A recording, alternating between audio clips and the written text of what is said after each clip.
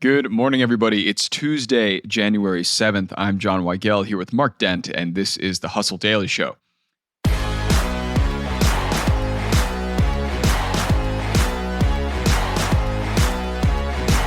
So the job search is becoming a job search era for a lot of people out there. There are tons of unemployed white-collar workers that have been trying to find a new job for over 6 months. This problem is most seen with higher-level employees gunning for the big bucks at tech companies and law firms. But why is it taking so long for many of them to find their next step? We'll get into all that, but before we do, let's give you the hits and headlines in business and tech.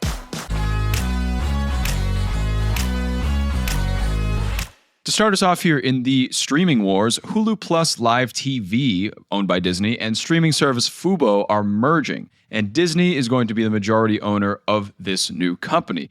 This new company is going to have 6.2 million combined subscribers total with a 70% stake, and them some big numbers in the streaming wars.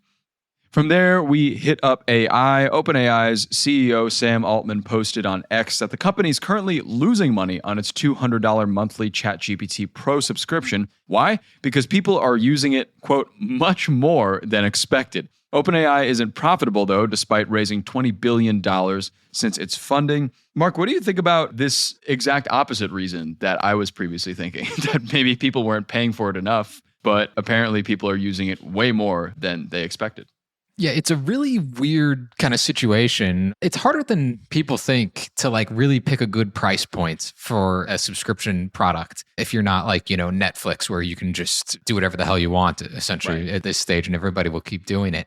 But it does sound almost like a fake excuse, right? Yeah, it does. Too many people are using it. So many. Right. But it's they can't take the bandwidth of it. So it is one of those things where they probably undershot the price. It's such a niche product because there are very few people who are going to actually see a benefit from using a slightly upgraded version of ChatGPT. Right. But you would think that those that are would probably pay more. And as TechCrunch reported, Sam Altman was considering charging, I think, it was closer to $400 a month. Yeah. But they didn't really test it out all that much. And maybe they should have. Yeah, I mean, when they first released that $200 price tag per month, everybody kind of balked at it. But over time, it makes sense that they wanted to actually charge more considering how many times it's being used. I am curious, though, how much money they're actually pulling from this, because I wonder if they're anything like Netflix where they have a decent lock mechanism, meaning that not everybody can just come in and use my account. Oh, so password sharing on OpenAI. Yeah, exactly. Yeah, that'll be their next move instead of raising the price. It's crackdown time. Yeah. All right, moving on to electric vehicles. Hertz is still having a lot of trouble moving EVs, so much so that the car rental company is trying to sell used EVs at a bargain rate to rental customers. The bargain is that Teslas are selling for as little as $18,000. Last year, the company sold off about 30,000 of its EV fleet to other companies and consumers alike, mostly other companies. But this is a pretty interesting development, Mark. I know we've talked a bit about how Hertz and car rentals are having trouble renting out EVs, so it seems like they're trying to downsize. And it's definitely a good deal if you're looking for a Tesla and you're able to get one from Hertz. I mean, $18,000 for a used one. Not bad. Yeah. Rental cars usually don't have a ton of mileage on them. It just speaks to the fact that electric vehicles are just not in any way, shape, or form ready to be rented out for most rental consumers. And it's just pretty wild that Hertz made this bet in the first place. Yeah, it's pretty interesting. I had an EV offered to me at a rental once and I completely rejected it. Right. I was in Wisconsin. I don't know where the chargers are. Stuff like that. So yeah, I think that's maybe a big deterrent for people going forward. Yeah, I mean, I've never even charged an electric vehicle before. Neither have I. If I was offered, I'd be like, I don't even know how to do literally any of it. How long do I have to wait? Where do I plug it in? I don't know what to do. Yeah. And finally, in one of the biggest controversies of the year so far, Chick-fil-A made a slight change to its waffle fry recipe. Dun, dun, dun. To make the fries crispier for longer, the new recipe calls for pea starch. And this led to many complaints from customers with pea allergies or related allergies about the potential allergens leading to problems and them not being able to eat Chick-fil-A fries anymore. So, Mark, what do you think about this change to the fries? The Chick-fil-A staff and executives have said that pea starch isn't one of the 9 major allergens, apparently, but it still seems like people are not excited about it. Right. I mean, even if it's not one of the 9 major allergens, there is still a not insignificant number of people who have that allergy. Yeah. So they're definitely not going to be happy. And just from a taste standpoint, I'll tell you what, this Chick-fil-A eater, aka myself, is not happy with the new fries either. I went to Chick-fil-A on Friday and, I just ordered one of their value meals and I had no idea they had changed the fry recipe. And I was like, what's going on with these fries? I just figured it was like a bad day in the kitchen or something like that because they're not as good. Like to me, they weren't as crispy. The texture was just a little bit different. Interesting. Yeah, they were definitely not the same fries. Very noticeably different. That's fascinating because you probably ate the fries immediately. However, if you maybe kept them a little longer, do you think that they would have retained their crispiness a little better? No, I don't. I guess that's probably the case. I did eat in the restaurant. I didn't go through the drive-through and wait 15 or 20 minutes. So yeah, I mean, I guess that's possible. But even if they did, there was just something about them that just wasn't as good as the kind of normal waffle fries that they've had for, I don't know, the last 20 years, basically my whole life or whatever. Yeah. It's sad to see changes like this sometimes. Yeah, come on. This is not what I needed in 2025, Chick-fil-A.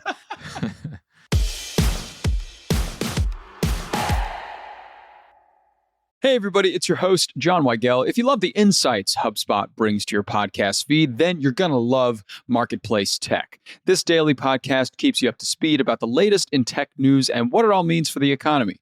With stories about AI regulation, the fight against misinformation, and the latest in crypto, Marketplace Tech is essential listening to understand the business behind innovation. Listen to Marketplace Tech wherever you get your podcasts.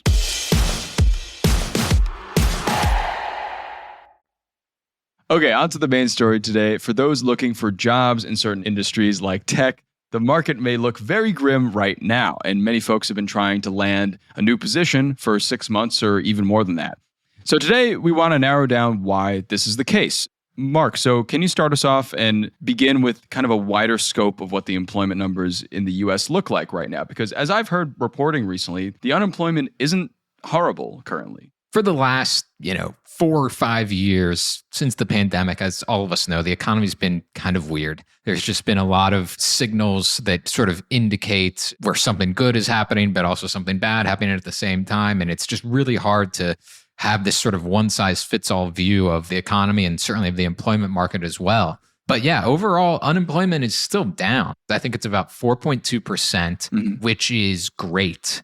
Before the pandemic, it was higher than that. Yeah. Pretty consistently for that matter. But the thing is, if you are unemployed and you are looking for a job, it is now taking people quite a bit longer to find that job, especially in white collar information job type of industries. Mm-hmm.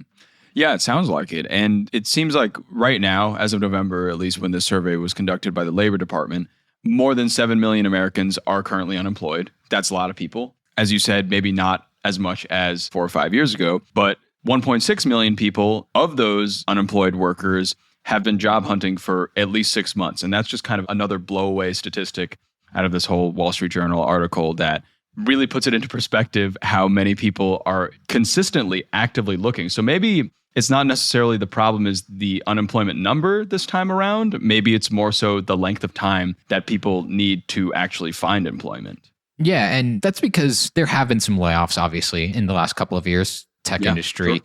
Media industry, God knows. But, that happens every year, unfortunately, in our industry. Mm-hmm. But in general, there haven't been huge, nationwide layoffs that kind of touch every industry that you might see during a real economic down period. But that said, if you are unfortunate enough to have lost your job, as many have, then it is just a much harder task to find a new one than it was in, say, 2022. You're bringing up some of those Department of Labor numbers that the Wall Street Journal was writing about. I mean, you're talking about a 50% increase in the people who've been looking for longer than 6 months. Some other really interesting stats from that article. Right now, there's more or less 1 job posting per unemployed worker. That's down from 2 job postings per unemployed worker in 2022. Mm-hmm. Obviously, there were a lot more unemployed back then when we were really coming out of the pandemic, but that's still a huge difference. Yeah, and you talked about layoffs a little bit earlier. Of course, that's got to be one of the reasons why finding a job is a little harder nowadays because people maybe aren't hiring that much, but are there any other reasons that you think would contribute to less hiring across the board at these desirable high-paid jobs? I mean, AI is the big sort of elephant in every room now. OpenAI may not be anywhere near profitable, like we were saying, but there's a reason why they've been getting billions in investment capital. And that's because companies want AI, and some have been using it already. But, their expectation is that it's going to help them just reduce the amount of employees that they have. So that's certainly part of it. And just to dig in a little bit more into the fact that these companies aren't hiring, like in industries like law or media and tech, they did hire a lot of people, particularly law, in like 2020 and 2021. And they were offering them huge bonuses if they were leaving from another firm, for instance. So that whole world is gone. Like that happened for like 1 or 2 years. They hired a lot more people. Now it's just kind of full. They just don't really want to hire anyone else new. And they certainly don't want to offer these great perks and salaries like they did a couple years ago. And so you have these industries like law, tech, and media, of course, not really looking to bolster their numbers that much. But where is hiring? We've talked a lot about these white collar jobs, more so office jobs. What industries are really bringing people in nowadays? Well, that's sort of the same story of the economy as there's been for like the last generation or longer. And it's basically in services, hospitality, services, things like restaurant workers, people who work at hospitals. Those jobs, there are still a ton of jobs available. If you look at the job openings, I looked up the graph on Fred here before we started this conversation, and those openings are down, actually. They're down quite a bit compared to like 2021. But they're still very high, and they're still, as high or higher than they were in 2019. So it's still like a pretty good time if you're in more of the service and hospitality, leisure industries to be looking for a job. Yeah, and this could lead to a trend that's been already starting to happen, which is a lot of people shifting industries completely. People that may have been working some sort of office job before getting into more trades or flipping. There was a statistic about this that more than half of newly hired workers reported changing fields to get their latest position, which is up from the typical level of like 40%. That's according to ZipRecruiter. So there have been quite a few changes, more than usual, of people changing their entire career path, it seems.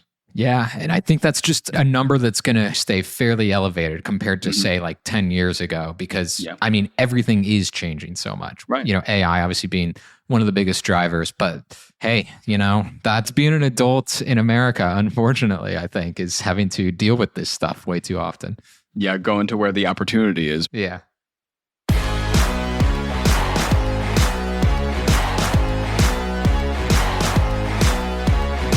All right, and that'll do it for us today. Thanks everybody for tuning in to the Hustle Daily Show. We're a proud part of the HubSpot podcast network.